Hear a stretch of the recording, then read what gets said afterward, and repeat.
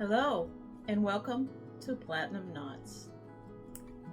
In the last video, I shared how I choose patterns with intention, using libraries, online resources, and study instead of impulse.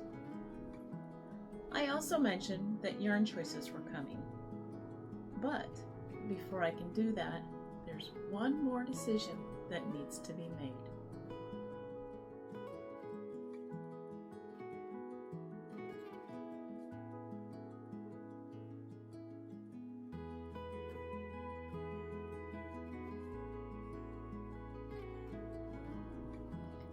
Today, I want to talk to you about how I decide what gets crocheted and what gets knitted and why.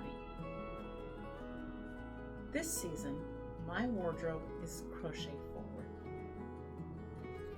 Now that doesn't mean it's crochet only. It means crochet-led, and knitting supports where it truly serves the garment and my body the best. Before yarn enters the picture, I need to understand how each piece needs to behave. How it behaves on the body, in the wardrobe, and on my hands. Crochet and knitting create very different fabrics. Crochet excels at structure, at texture, at layering pieces, and with open garments.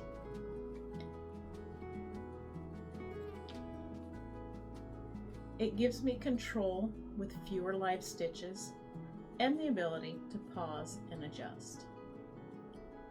One of crochet's biggest advantages is that it doesn't have to be heavy.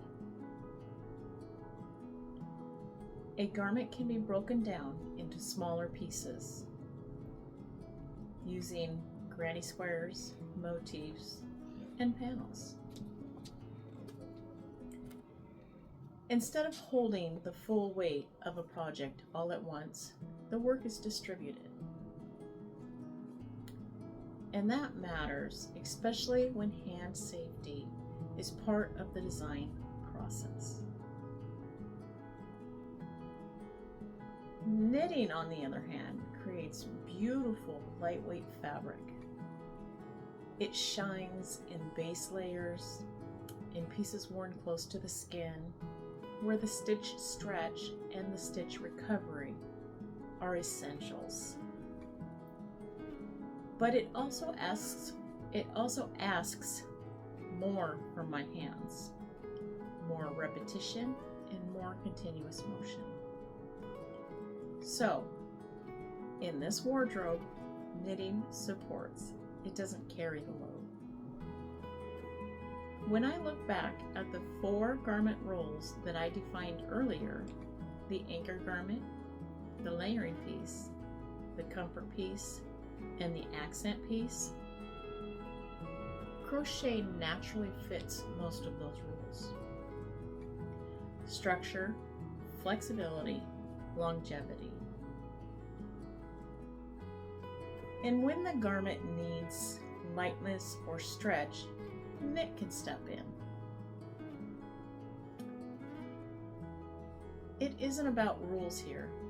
It's about listening. Listening to the fabric, to the garment's job, and to my body.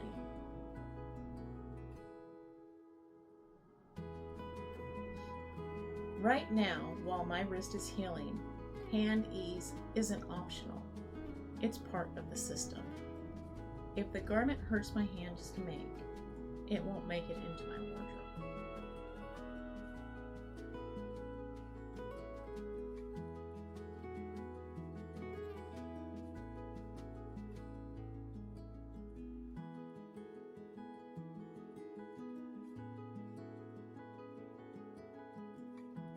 Now that the roles are clear and the fabric behavior is understood, the yarn choices can finally be specific.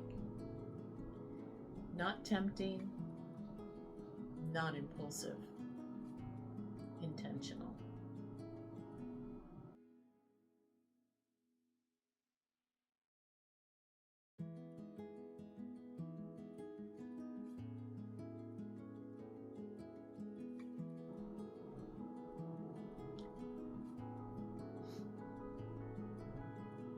In the next video, I'll share how I choose yarn based on weight, fiber, and long-term wear, and why each one earns the place in this wardrobe. I want to thank you for being here, for making slowly, and for planning with care. And I'll see you